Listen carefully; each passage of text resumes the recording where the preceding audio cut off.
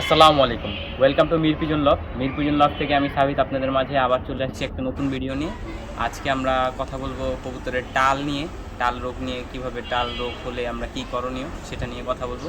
তো যেটা নিয়ে কথা বলতেছিলাম, আজকে কথা বলতেছিলাম টাল রোগ নিয়ে। কবুতরের টাল রোগটা এটা বেসিক্যালি অনেক একটা গুরুতর রোগ। এটা সচরাচর কবুতরের হয় অনেকগুলো কারণে হয়।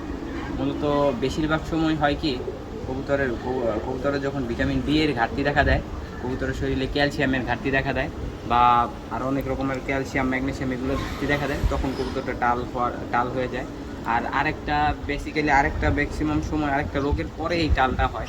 এটা হলো সালমোনেলা। হলে অনেক সময় দেখা গেছে সালমোনেলা থেকে যখনই রিকভার হয় কবুতরটা, এই কাপনি রোগটা হয়। অনেক জায়গায় কাপনি রোগ বলে, অনেক জায়গায় টাল রোগ বলে, এর নানান রকমের নানান নাম আছে।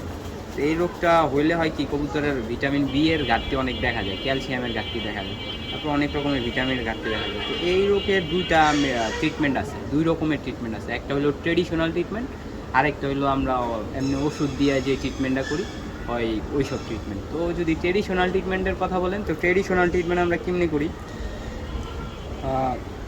লেবু লেবু একদম লেবু একটু মোটামুটি একটা লেবুর রস করে দেখা গেছে সিরিজ দিয়ে লেবু খাওয়াই দিয়ে, যখন রোদ পড়ে প্রচুর, তখন এই যে সিরিজ দিয়ে লেবু খাওয়াই দিয়ে, লেবু খাওয়ানোর সব আগে একটু লেবুর ভিতরে একটু বোম্বাই মরিচ যদি থাকে, তাহলে বোম্বাই মরিচ একটু কেটে লেবুর রসটার সাথে একটু ম্যাশ করে ঝাল হয় ওইটা আর কি খাওয়াই দেওয়া। 4-5 দিন যদি আপনি খাওয়াই দেন, সিরিজ দিয়ে খাওয়াই দিয়ে রোদ্রে ফেলায় রাখেন সারাদিন, তাহলে আস্তে আস্তে ঠিক হয়ে যায়।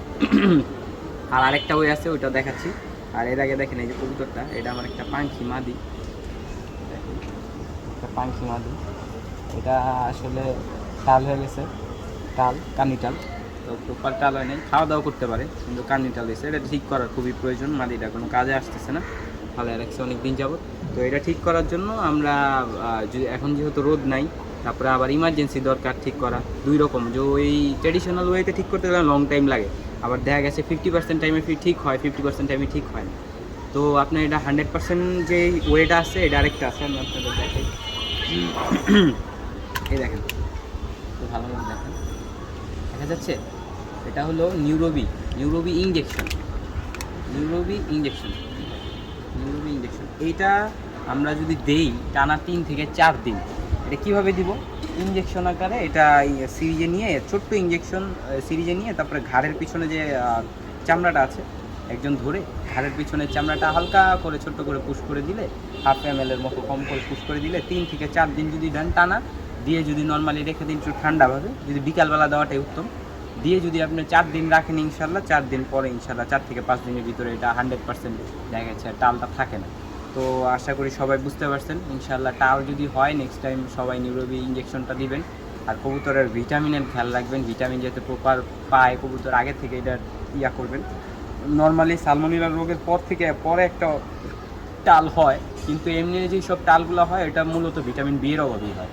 তো সবাই খেয়াল রাখবেন যে ভিটামিন বি আপনারা প্রপার দিচ্ছেন কিনা কবুতরকে। যদি ভিটামিন বিটা প্রপার দেন, তাহলে টাল রোগটা হবে না ইনশাল্লাহ। দেখা হবে আমার নতুন কোনো ভিডিওতে। আজকে এতটুকু, ইনশাল্লাহ। সবাই ভালো থাকবেন। আসসালামু আলাইকুম।